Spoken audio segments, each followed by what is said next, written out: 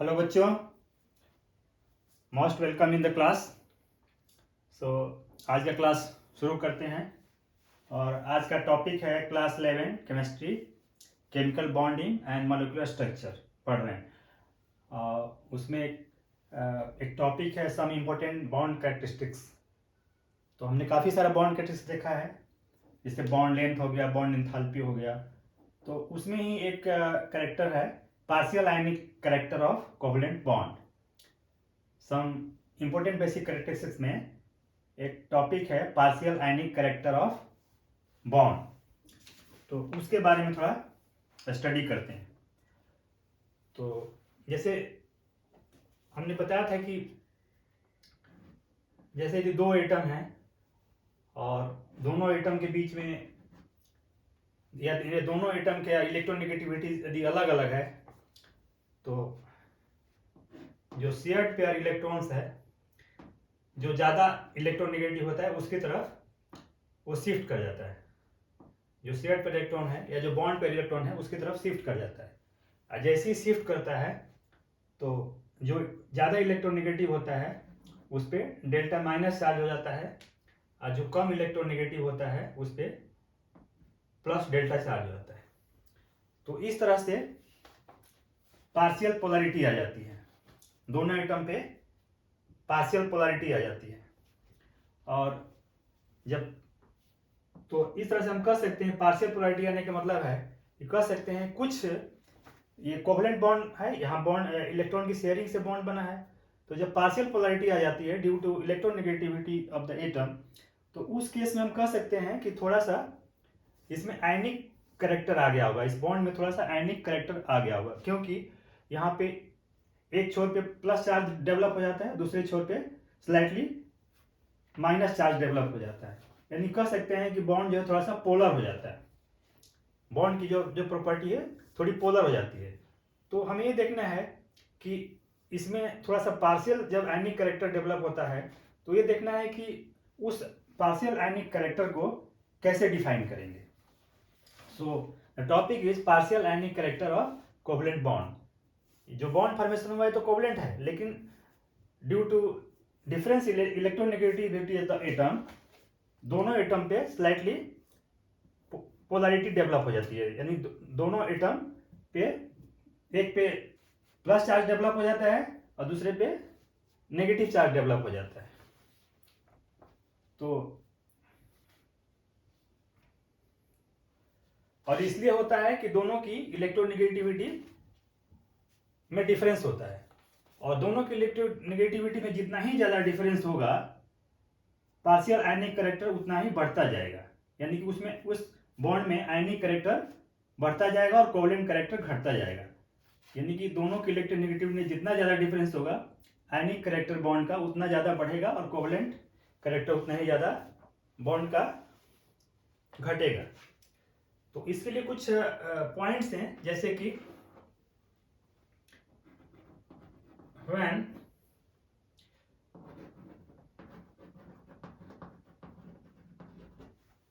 difference in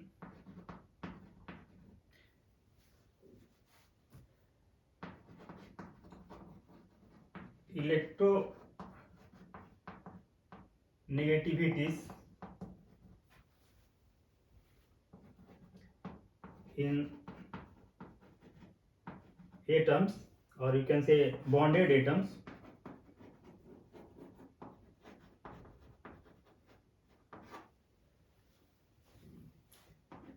is equal to 1.9,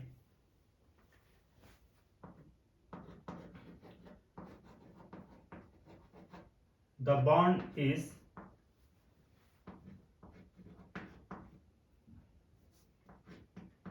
50% ionic and 50% covalent.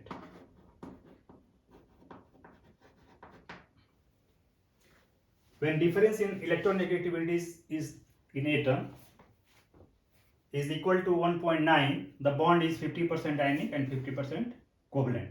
यानी जैसे A और B दो एटम है, दोनों के बीच में कोवलेंट बॉन्ड है और दोनों की इलेक्ट्रोविटी में जो डिफरेंस यदि 1.9 है तो इस बॉन्ड का कैरेक्टर 50% आयनिक होगा और 50% कोवलेंट होगा। दूसरे केस में if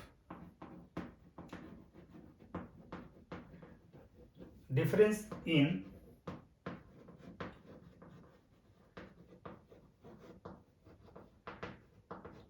electronegativities is more than 1.9, the bond is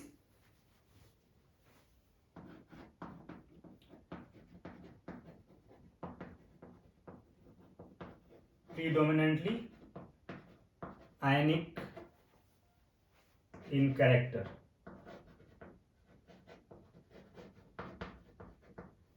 यदि दोनों के बीच का इलेक्ट्रोनेगेटिव डिफरेंस यदि 1.9 से ज़्यादा होगा तो बॉन्ड का कैरेक्टर ज़्यादा से ज़्यादा बॉन्ड का कैरेक्टर आयनिक होगा, यानी उसमें कोवलेंट नेचर काफ़ी कम हो जाएगा।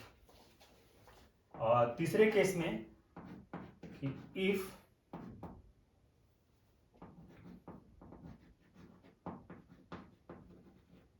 difference in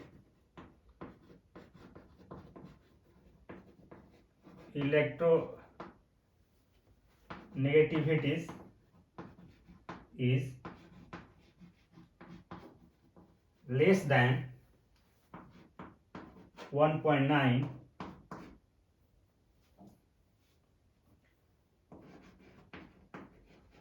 bond is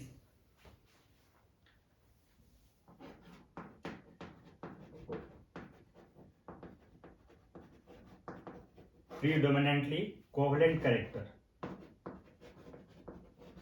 covalent in character or nature।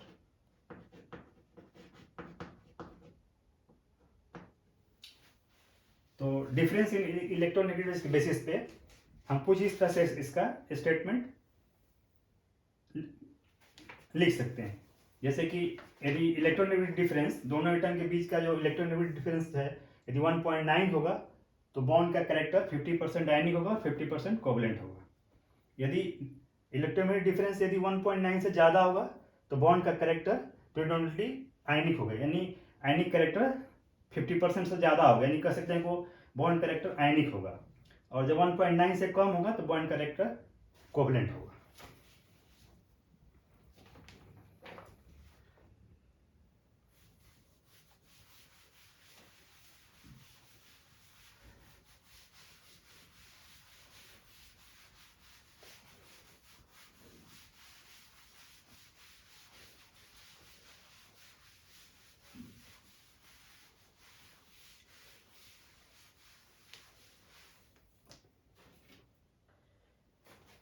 एक डाटा है जो आपके साथ शेयर कर देता हूं, जैसे कि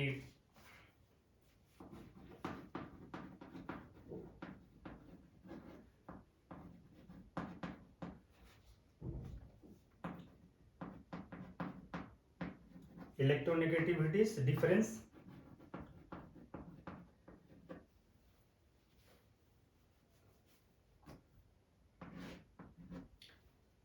और दूसरा है परसेंटेज आयनिक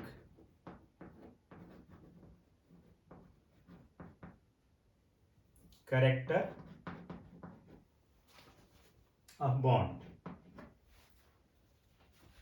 तो इलेक्ट्रोनेगेटिव डिफरेंस यदि 0.2 या 0.6 0.8 1.2 1.9 2.2 and 2.8 and 3.2। सो यदि इलेक्ट्रॉनिक डिफरेंस यदि 0.2 होगा तो आयनिक कैरेक्टर इज 1%, यानी कि 99% कोवलेंट कैरेक्टर होगा और 1% आयनिक कैरेक्टर होगा। यदि इलेक्ट्रोनेगेटिव डिफरेंस इज 0.6 तो उस केस में आयनिक कैरेक्टर 10% होगा और 90% कोवलेंट करेक्टर होगा। यदि 0.8 होगा तो आयनिक करेक्टर 15%, 1.2 होगा तो आयनिक करेक्टर 30%, 1.9 होगा तो आयनिक करेक्टर 50%। जैसा कि हमने पहले आपको बताया, 2.2 होगा तो आयनिक करेक्टर विल बी 70%, 2.8 होगा तो 86% और 3.2 होगा तो 92%। तो इस तरह से यदि difference in electronegativities of the atoms इस तरह से यदि होता है, 0.2 होगा तो आयनिक करेक्टर 1% और बाकी जो होगा कोवलेंट करेक्टर, यानी 1% आयनिक करेक्टर होगा तो कोवलेंट करेक्टर होगा 100 - 1 दैट इज 99%। तो इस तरह से यहाँ पे यदि 1.9 होगा तो आयनिक करेक्टर 50% और covalent character will be 100 - 50 that is 50%. So this is the data. Then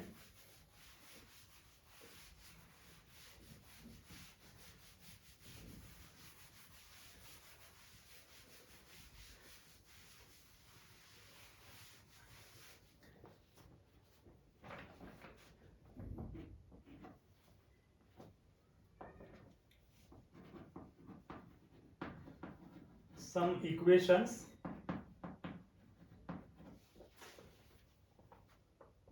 to calculate percentage ionic character, percentage ionic character। जैसे कि the first equation is Pauling equation, Pauling equation। So polling equation के help से भी हम percentage ionic character निकाल सकते हैं। सो polling equation है कि percentage ionic character is equal to 18 under bracket electronegativity of A minus electronegativity of B and to the power 1.4। इस सिंबल को काई कहते हैं, KII, और x की तरह ही लिखते हैं थोड़ा सा टेढ़ा करके। So 18 under bracket electronegativity of A minus electronegativity of B to the power 1.4 and this is the Pauling equation to calculate the ionic character. दूसरा इक्वेशन है that is Hannay and Smith equation to calculate percentage ionic character. Percentage ionic character equal 10 into electronegativity of A minus electronegativity of B plus 3.5 into electronegativity of A minus electronegativity of B square in a whole square। So Hanna and Smith equation is to calculate the percentage ionic character is 10 into electronegativity of A minus electronegativity of B plus 3.5 under bracket electronegativity of A minus electronegativity of B का whole square. तो इस equation से भी हम percentage ionic character निकाल सकते हैं। और एक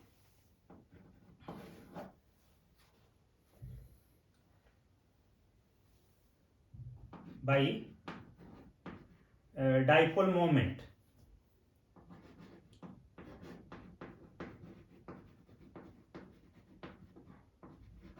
डाइपोल मोमेंट के भी हेल्प से परसेंटेज आयनिक कैरेक्टर निकाल सकते हैं। So percentage ionic character equal mu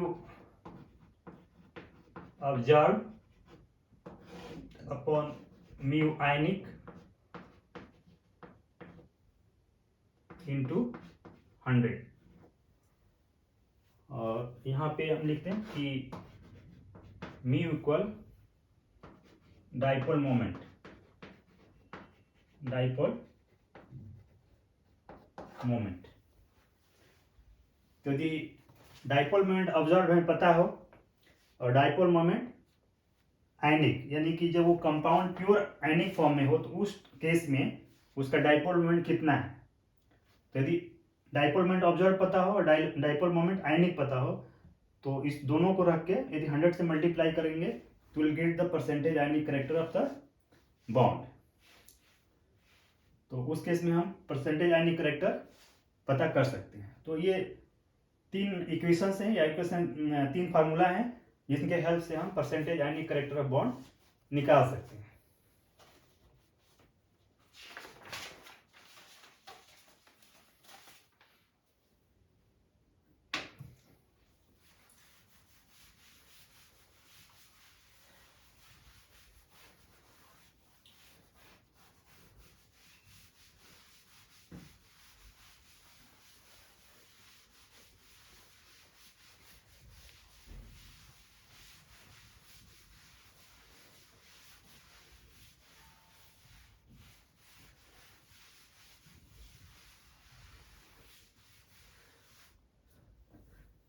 next topic लेते हैं डाइपोल मोमेंट।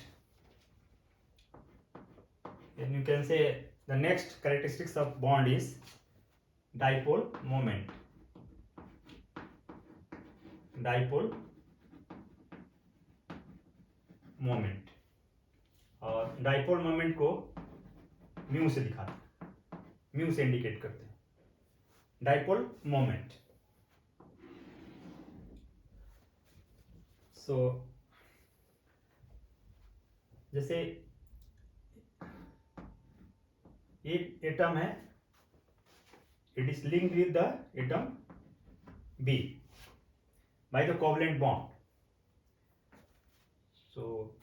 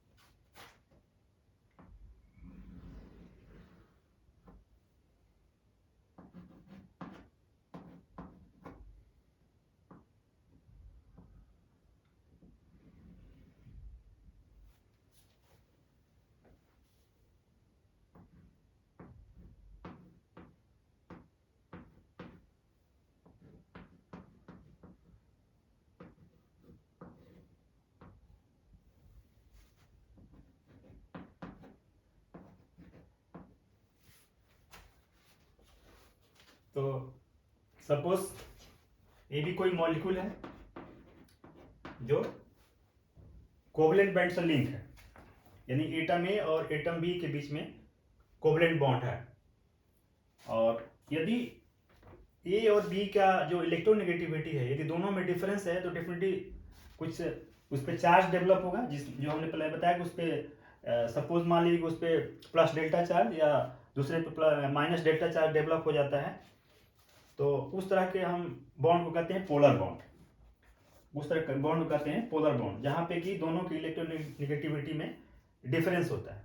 तो वहाँ पे कोवलेंट बॉन्ड जो है पोलर नेचर का हो जाता है, यानी दोनों पे पोल डेवलप हो जाते हैं, दोनों पे चार्ज डेवलप हो जाते हैं।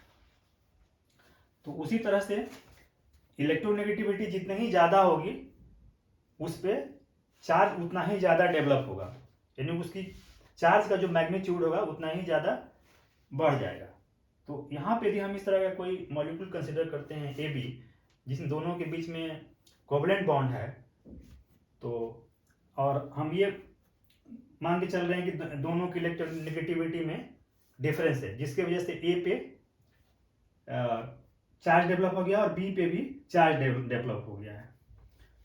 तो यदि इस तरह के पोलर कोवलेंट बॉन्ड को हम कह सकते हैं कि ये दोनों के ऊपर इलेक्ट्रिकल डाइपोल यानी इलेक्ट्रिकल डाइपोल चार्ज डेवलप हो गया। डाइपोल मीन्स जिस पे दो पोल हो, एक पे पॉजिटिव दूसरे पे नेगेटिव।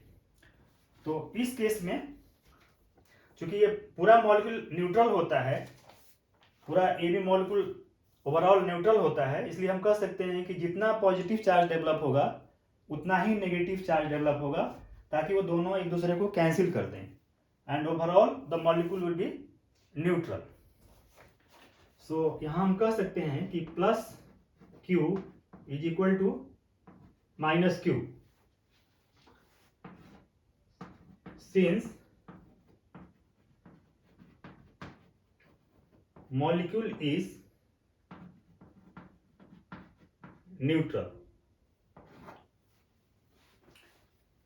सो इस केस में डाइपोल मोमेंट यानी कि इस बॉन्ड का कुछ डाइपोल मोमेंट होगा या कुछ मॉलिक्यूल का डाइपोल मोमेंट होगा due to the separation of charges, and वो सेपरेशन ऑफ चार्जेस हो रहा है एटम के इलेक्ट्रोनेगेटिविटी डिफरेंस की वजह से, क्योंकि इलेक्ट्रॉन पेयर जो भी ज़्यादा इलेक्ट्रोनेगेटिव होगा अपनी तरफ, जो बॉन्ड पेयर इलेक्ट्रॉन है अपनी तरफ शिफ्ट कर लेगा, जिसके वजह से उस पर नेगेटिव चार्ज डेवलप होगा, और ठीक उसके अपोजिट दूसरे एटम पे उतने ही मैग्नीट्यूड का पॉजिटिव चार्ज डेवलप हो जाएगा।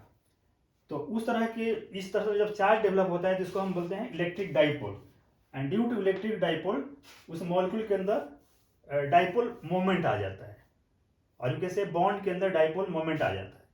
जितना बॉन्ड के ऊपर डाइपोल मोमेंट होगा, जब सिंगल बॉन्ड मॉलिक्यूल होगा तो उतना ही डाइपोल मोमेंट कंपाउंड का भी होगा, उतना ही डाइपोल उस मॉलिक्यूल का भी होगा। So dipole moment is equal to Q into D, जहां पे कि म्यू को डाइपोल मोमेंट बोलते हैं and Q equal charge of positive or you can say negative, and D equal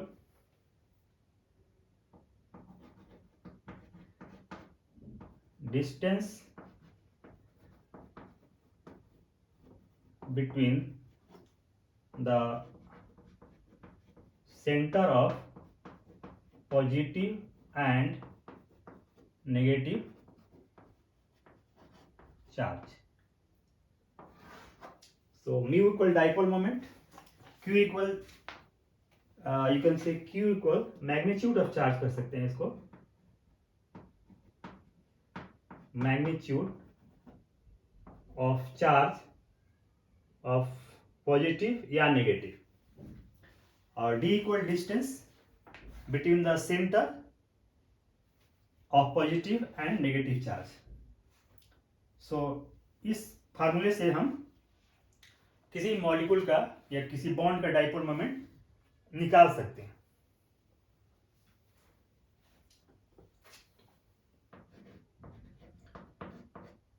unit of mu that is dipole moment is d by,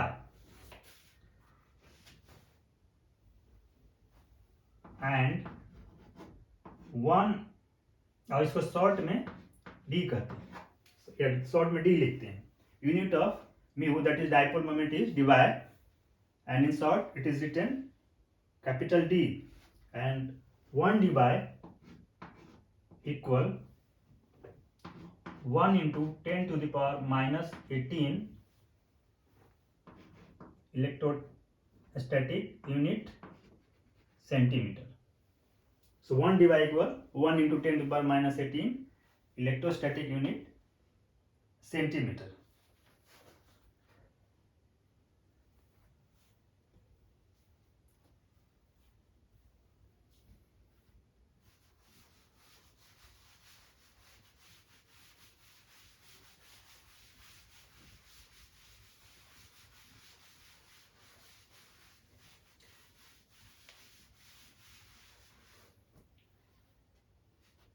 यहाँ पे if Q equal 10⁻⁻10 electrostatic unit and D equal 1 angstrom equal 10⁻⁻8 centimetre. सो इसका mu निकालेंगे यदि mu equal Q into D equal the value of Q is 10⁻⁻10 into 10⁻⁸ electrostatic unit centimetre equal 1 into 10⁻⁻18 electrostatic unit centimetre. इसी को हम कहते हैं 1 divide, यानी कि यदि if the value of charge दोनों पे, चूंकि मॉलिक्यूल न्यूट्रल होता है ओवरऑल, तो दोनों पे जो चार्ज होगा यानी चार्ज का जो मैग्नीट्यूड होगा सेम होगा। तो if the value of Q is equal to 10⁻⁻10 electrostatic unit and the value of D means the distance between the center of positive and negative charge. So if the value of D is 1 angstrom equal angstrom को जब centimetre में change कर देंगे तो ये हो जाएगा, convert हो जाएगा 10⁻⁸ and mu that is dipole moment is equal to Q into D। जब मल्टीप्लाई करेंगे तो will get the 1 into 10⁻⁻18 electrostatic unit centimetre. इसी वैल्यू को हम कहते हैं 1 divide, that is magnetic or you can say dipole moment।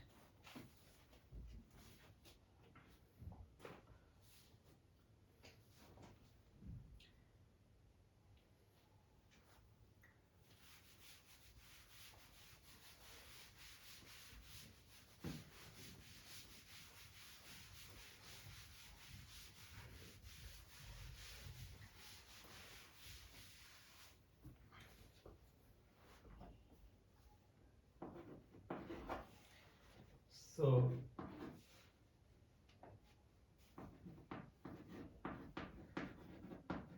dipole moment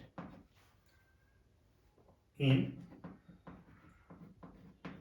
diatomic molecule, dipole moment in diatomic molecule। जैसे diatomic molecule माने वैसा मॉलिक्यूल जिसमें 2 एटम हो, और जब 2 एटम होगा तो उसके अंदर एक ही बॉन्ड होगा। वैसा मॉलिक्यूल जिसमें 2 एटम हो that is called diatomic molecule. और जब 2 एटम होगा तो उसके अंदर एक बॉन्ड होगा। तो उस तरह का यदि हम कोई एग्जांपल लें, जैसे HCl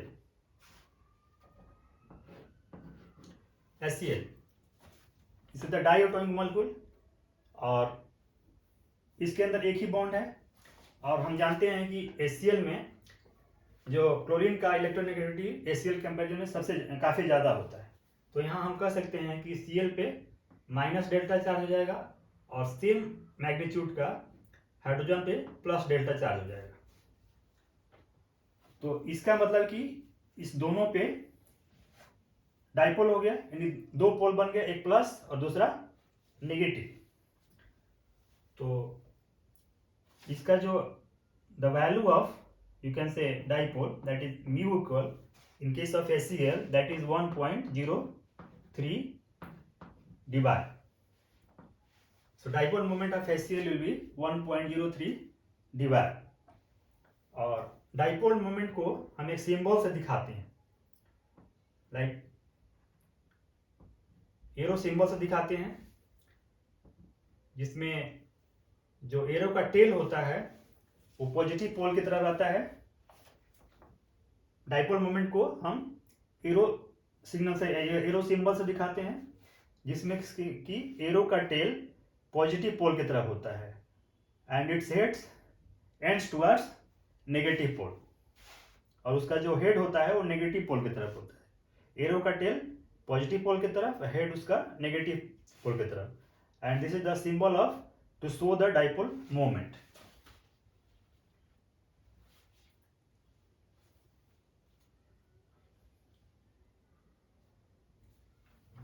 उस तरह से यदि हम कोई एक दूसरा एग्जाम्पल लें, जैसे हाइड्रोजन फ्लोराइड HF, तो HF में भी फ्लोरीन का इलेक्ट्रोनेगेटिविटी ज़्यादा होता है इन कंपेरिजन टू हाइड्रोजन। तो हाइड्रोजन पे प्लस डेल्टा चार्ज और फ्लोरीन पे माइनस डेल्टा चार्ज। और इसको हम डाइपोल मोमेंट सिंबल से दिखा सकते हैं इस तरह से। और इसका जो डाइपोल मोमेंट होता है हाइड्रोजन फ्लोराइड का, वो होता है 1.91 डिवाइड। उससे तीसरा example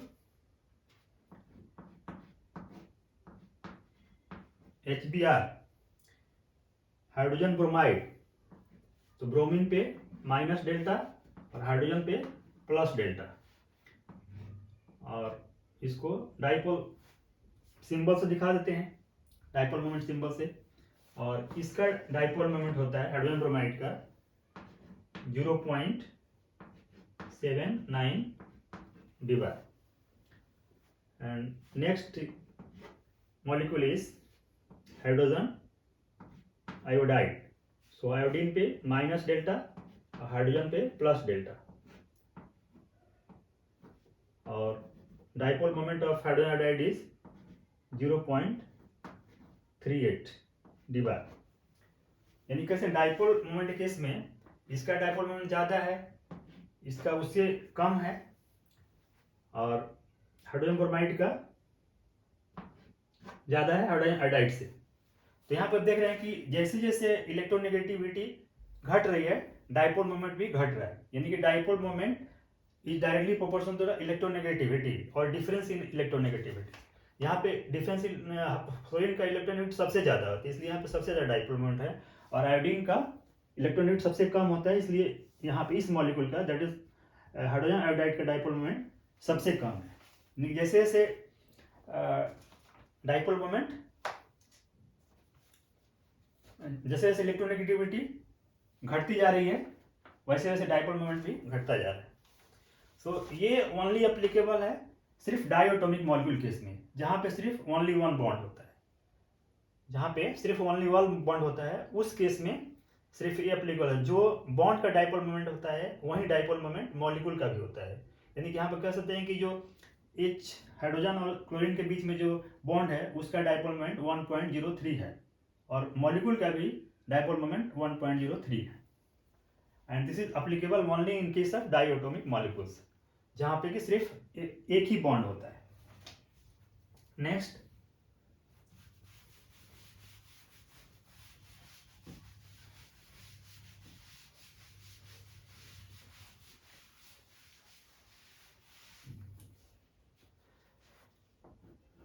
B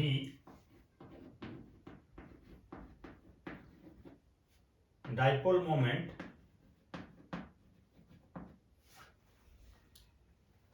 in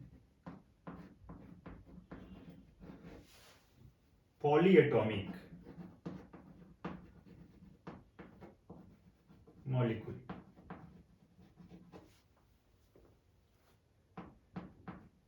Dipole moment in polyatomic molecules. Polyatomic molecules means जिसमें कि दो से ज्यादा एटम हो, उसको बोलेंगे पॉलीएटॉमिक मॉलिक्यूल्स। और या कह सकते हैं कि वैसे मॉलिक्यूल जिसमें दो या दो से ज्यादा बॉन्ड हो, उसको पॉलीएटॉमिक मॉलिक्यूल बोलेंगे। तो उसमें डाइपोल मोमेंट कैसे डिटरमिन करेंगे या कैसे फाइंड करेंगे? सो उस केस में, जैसे एग्जांपल के लिए H2O वाटर मॉलिक्यूल, तो वाटर मॉलिक्यूल को हम ऐसे दिखा सकते हैं। और oxygen is more electronegative than hydrogen, so यहाँ पे प्लस डेल्टा चार्ज हो जाएगा दोनों के ऊपर, और दोनों के चार्ज को कैंसिल कर लेंगे, यहाँ पे हो जाएगा -2 डेल्टा चार्ज।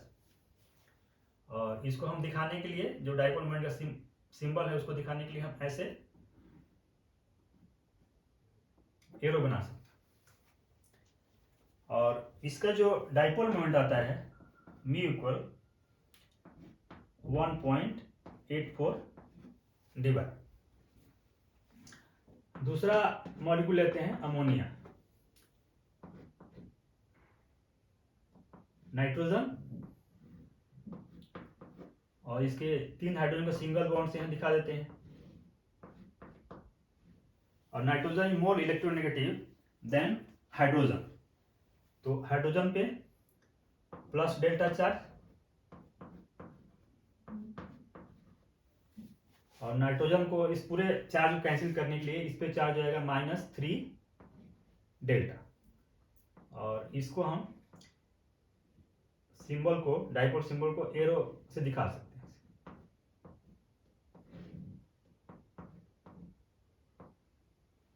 और इसका डाइपोल मोमेंट होता है, अमोनिया में डाइपोल मोमेंट होता है 1.49 डी।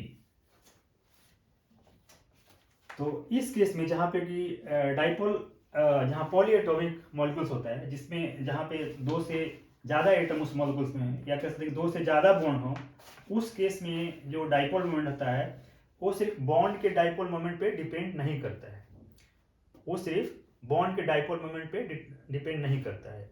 या ये कह सकते हैं कि उसमें उस मॉलिक्यूल के अंदर जितने ही बॉन्ड होते हैं उन सबके जितने भी डाइपोल मोमेंट रहते हैं उसके रिजल्टेंट के बेसिस पे उस मॉलिक्यूल का डाइपोल मोमेंट डिपेंड करता है। यानी जितने सारे बॉन्ड होते हैं उन सारे बॉन्ड का जो रिजल्टेंट डाइपोल मोमेंट आएगा, then that will be the dipole moment of molecule. यानी कह सकते हैं कि जहाँ पे H2O केस में हमने डाइपोल मोमेंट H2O का यहाँ पे लिखा है वाटर का 1.84, and this is the resultant dipole moment of all the bonds involve in the H2O। उसी तरह से अमोनिया केस में यदि हम कह रहे हैं कि this is the dipole moment of ammonia and that is 1.49, so this is the resultant dipole moment of all the bonds involved in ammonia. This is not the dipole moment of single bond. और दूसरी बात ये भी है कि जो bond का जो डाइपोल मोमेंट है, यू कैन से रिजल्टेंट डाइपोल मोमेंट जो बॉन्ड का होता है, डाइपोल मोमेंट के साथ साथ उनके डायरेक्शन पे भी डिपेंड करता है कि वो जो सेंट्रल एटम है उसके चारों तरफ जो एटम लिंक हैं या इन्वॉल्व हैं वो कौन से डायरेक्शन में उस सेंट्रल एटम से जुड़े हुए हैं, उस पर भी डिपेंड करता है कि उसका डाइपोल मोमेंट कितना होगा। जैसे कि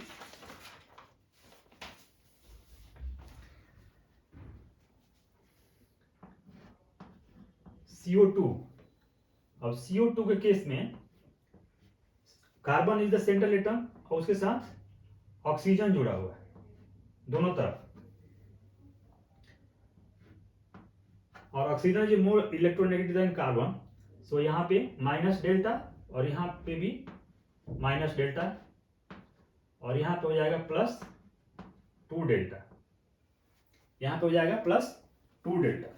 लेकिन इसका जो डाइपोल मोमेंट होगा भी 0, क्योंकि जैसे कार्बन और ऑक्सीजन के बीच में कुछ डाइपोल मोमेंट है, इस कार्बन और इस ऑक्सीजन के बीच में कुछ डाइपोल मोमेंट है, उसी तरह से इस कार्बन और इस ऑक्सीजन के बीच में there is some dipole moment, but ये दोनों डाइपोल मोमेंट चूंकि दोनों तरफ सेम एटम लगा हुआ है, जैसे यहाँ इधर भी ऑक्सीजन है और इधर भी ऑक्सीजन है, लेकिन दोनों का जो डाइपोल मोमेंट का जो डायरेक्शन है अपोजिट है एक दूसरे से, दोनों का डाइपोल मोमेंट का डायरेक्शन अपोजिट है। इसलिए जब रिजल्टेंट डाइपोल मोमेंट दोनों बॉन्ड का निकलेगा तो दोनों एक दूसरे डाइपोल को एक दूसरे को कैंसिल कर देंगे, इसलिए ओवरऑल जो कार्बन डाइऑक्साइड का जो डाइपोल मोमेंट आएगा दैट विल बी 0। उस तरह से CH2 carbon disulphide, so carbon is central atom and sulphur, और दूसरी तरफ में भी सल्फर, और सल्फर इज मोर इलेक्ट्रोनेगेटिव, सो यहाँ पे माइनस डेल्टा और इधर भी माइनस डेल्टा, और यहाँ पे हो जाएगा +2 डेल्टा।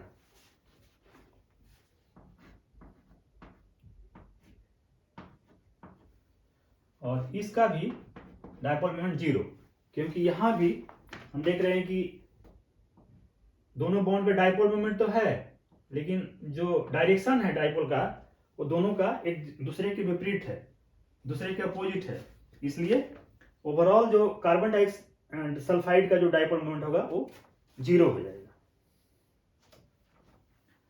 उस तरह से एक तीसरा एग्जाम्पल ले सकते हैं, बेरिलियम फ्लोराइड का,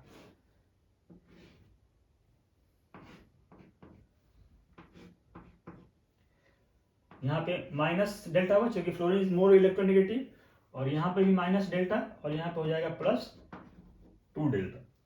लेकिन दोनों का जो डायरेक्शन है, इस वाले फ्लोरीन एटम का डायरेक्शन यदि राइट साइड में है तो इसका है लेफ्ट साइड में, यानी जस्ट एक दूसरे के अपोजिट है, इसलिए overall dipole moment of molecule will B, और बेरिलियम फ्लोराइड विल बी 0। तो यानी कि जहाँ पे पॉलीएटॉमिक मॉलिक्यूल होता है, या यू कैन से पॉलीबॉन्ड मॉलिक्यूल होता है जिसमें कि 2 या 2 से ज़्यादा बॉन्ड होते हैं, वहाँ पे जो डाइपोल मोमेंट जो मॉलिक्यूल का होता है, that is the resultant dipole moment of the bonds involve in that molecule. और जो रिजल्टेंट डाइपोल मोमेंट आता है बॉन्ड का, वो सिर्फ बॉन्ड से ही नहीं आता है, बल्कि उस बॉन्ड का डायरेक्शन क्या है इस पे भी डिपेंड करता है कि उसका उस मॉलिक्यूल का डाइपोल मोमेंट कितना होगा।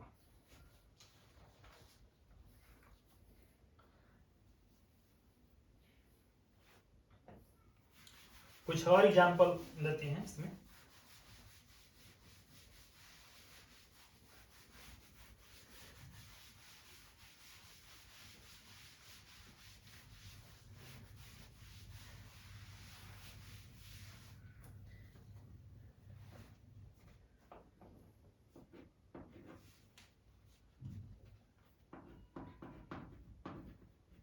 In case of symmetrical molecule,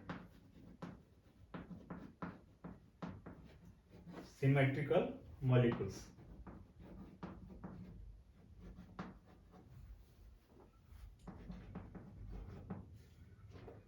like boron trifluoride and carbon tetrafluoride and chloride, boron trifluoride and carbon tetrachloride।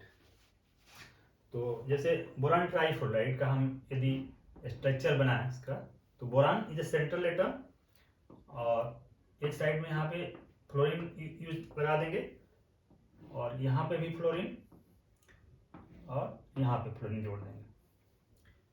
Fluorine is more electronegative then boron, तो यहाँ पे माइनस डेल्टा, यहाँ पे भी माइनस डेल्टा, और यहाँ पे भी माइनस डेल्टा। इसका डायरेक्शन दिखा देते हैं इसका।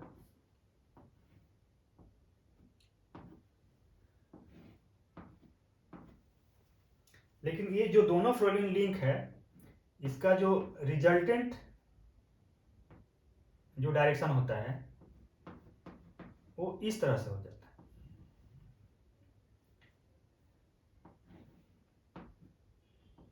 यानी कि जस्ट इसके अपोजिट, और इस पे हो जाएगा माइनस, और यू कैन से +3 डेल्टा। तो यहाँ पे बोरान पे देख रहे हैं कि दोनों का, जैसे ये दोनों फ्लोरीन जो लिंक है, इसका जो रिजल्टेंट जो है वो जस्ट इस वाले फ्लोरीन के अपोजिट में है। तो इसका मतलब कि यहाँ पे जो इसका डाइपोल मोमेंट आता है वो 0 होता है, डाइपोल मोमेंट 0। उस तरह से यदि हम कार्बन टेट्राक्लोराइड का एग्जांपल लें, तो carbon in the central atom, first chlorine, second, third and fourth, and chlorine is more electronegative, तो यहाँ पे माइनस डेल्टा, यहाँ भी माइनस डेल्टा, यहाँ माइनस डेल्टा, और यहाँ भी माइनस डेल्टा, और इसका डायरेक्शन दिखा सकते हैं towards chlorine.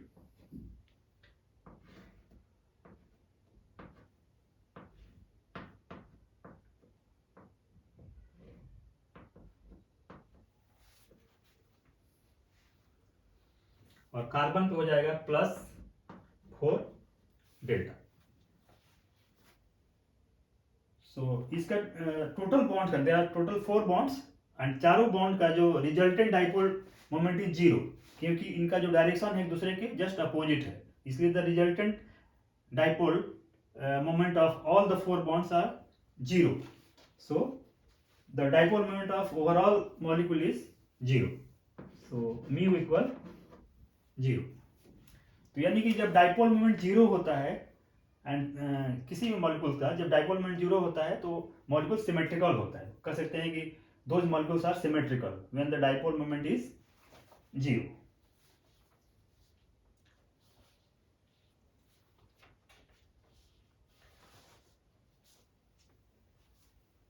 Then what is the application? What are the use of dipole moment?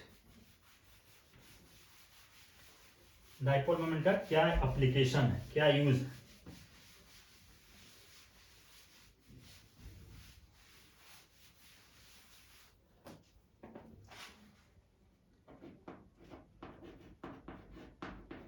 application of dipole moment. Dipole moment क्या एप्लीकेशन, क्या यूज है?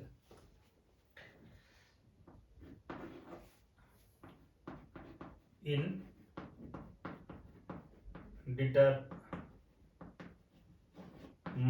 the polarity of bond. Polarity of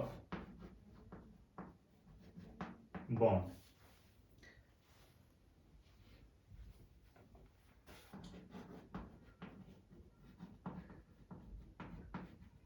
Greater the dipole moment,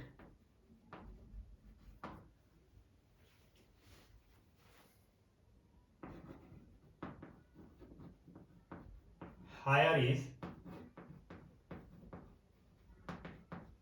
polarity of bond. यानी किसी molecules की का यदि dipole moment ज्यादा है, ग्रेटर है, तो उस केस में बॉन्ड की पोलैरिटी भी ज्यादा होगी। यानी कि बॉन्ड की पोलैरिटी को जानने में डाइपोल मोमेंट से हेल्प मिलता है। यानी कि greater the dipole moment, higher is the polarity of the bond. लेकिन but this is applicable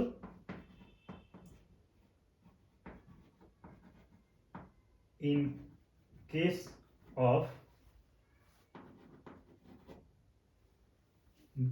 molecule having one bond.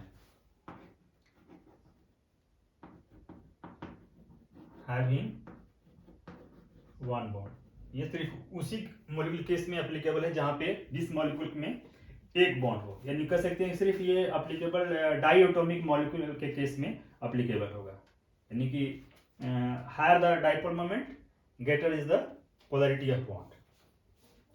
इसका दूसरा एग्जांपल है और दूसरा एप्लीकेशन है टू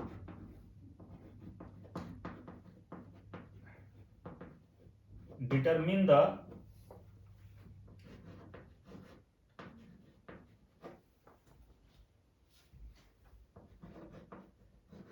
symmetry of molecule, और इसको कह सकते हैं टू डिटरमिन द सिमेट्री और symmetry and shape of molecule. किसी मॉलिक्यूल के सिमेट्री और शेप को जानने में भी डाइपोल मोमेंट से हेल्प मिलता है। If mu that is 0, you can say if mu, that is the dipole moment, is 0, the molecule will be symmetrical.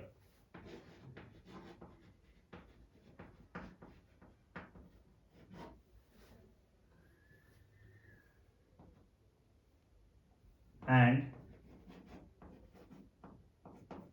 its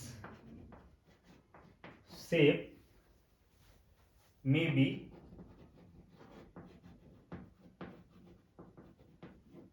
linear.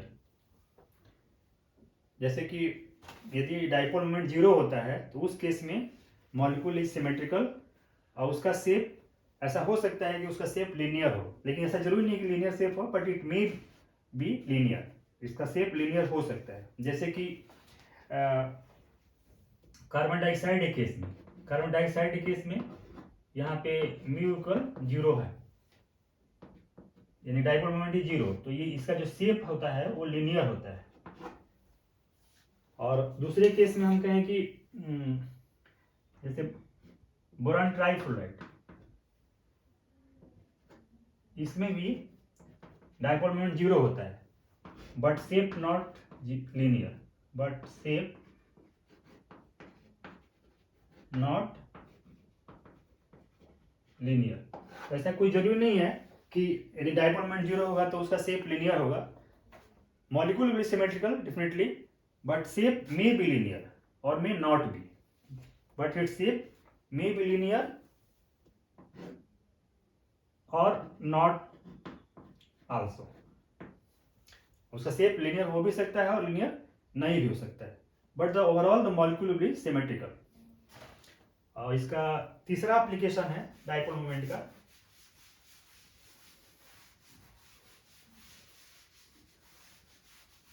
Third application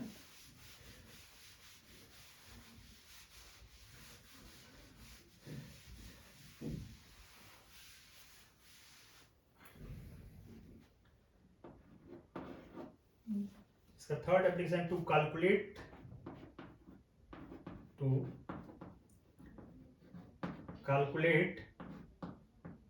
percentage ionic character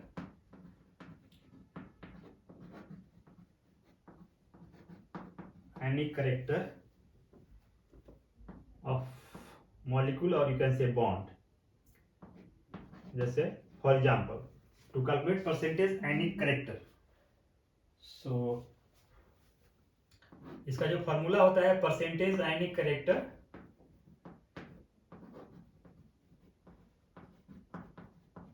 equal dipole moment observe, you can say mu observe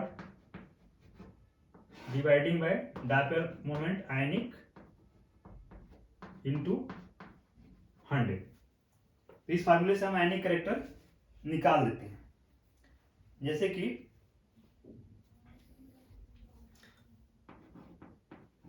for example in case of HCl molecule,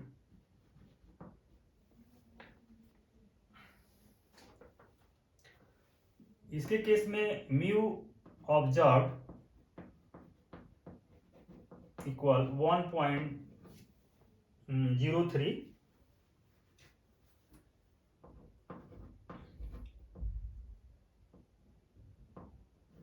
divide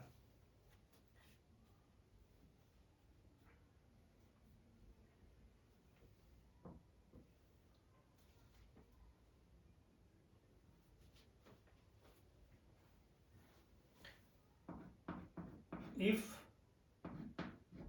HCl is 100% ionic,